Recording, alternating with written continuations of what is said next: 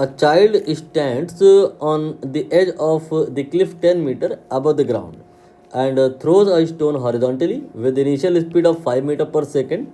Neglecting the air resistance, the speed with which the stone hits the ground will be. आसान शब्दों में बात करें तो ऐसा है कि एक क्लिफ है जिसकी हाइट गिवन है और उस क्लिफ से आपने एक बॉल को फेंकना है हॉरिजॉन्टल डायरेक्शन में, स्पीड गिवन है। तो ये बॉल ग्रेविटी की वजह से पैराबोलिक ट्रेजेक्ट्री फॉलो करेगी और आफ्टर सम टाइम ग्राउंड पे आके हिट करेगी।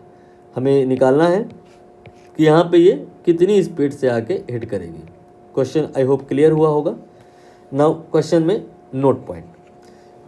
क्वेश्चन में नोट पॉइंट ये है कि हम इसे दो प्रकार से कर सकते हैं। आप जैसे करते हैं मोस्टली वो मुश्किल वाला तरीका होता है। इजी वाला तरीका वर्क एनर्जी एंड पावर वाले चैप्टर में छिपा हुआ है। पहले थोड़ा मुश्किल वाला भी ब्रीफ कर दें। मुश्किल वाला तरीका ये है कि हम इस क्वेश्चन को प्रोजेक्टाइल मोशन का मान लें और इसका एक्स और वाई डायरेक्शन सेपरेटली डील कर लें। एक्स कंपोनेंट की स्पीड वो तो बदलेगी नहीं, वो 10 की 10 ही रहेगी। वाई कंपोनेंट की स्पीड और निकाल लें और फिर एक्स और वाई कंपोनेंट दोनों स्पीड जब पता है तो फिर यहाँ पर हम फार्मूला लगा दें वी के लिए। क्या फार्मूला होगा? V square equal to V X square plus V Y square. Answer आएगा। यहाँ पे बहुत ज़्यादा टाइम भी नहीं किल होगा, लेकिन कभी कभी होता है और इस तरह से नहीं करना है। हमें वर्क एनर्जी पावर में जो सिखाया गया है उस पर आएंगे।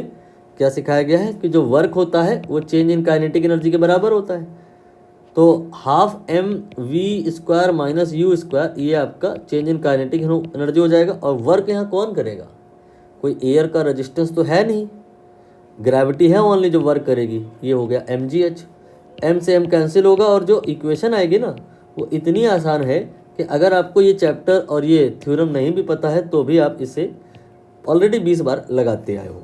वी स्क्वायर बराबर you square plus 2gh motion under gravity. मतलब कहानी ये है ना कि आप आगे से ये याद कर लो कि यहाँ पर जो फाइनल स्पीड होती है वी, ये थीटा पे डिपेंड नहीं करती है।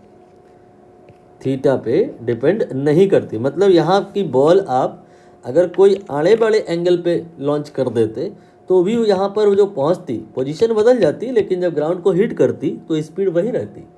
तो जब किसी भी एंगल के लिए स्पीड वही रहती है तो बेटर विल भी कि हम सबसे इजी केस ले लें जिसमें हमने बॉल को नीचे की डायरेक्शन में 10 की स्पीड से फेंक दिया है और फिर अब आप ये वाली इक्वेशन जस्टिफाई कर पाओगे।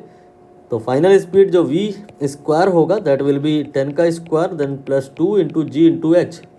यहाँ पर एच 10 है, ये आ जाएगा आपका 200 और यहाँ पर मैंने इसको 10 लिख दिया है, ये मेरी गलती है।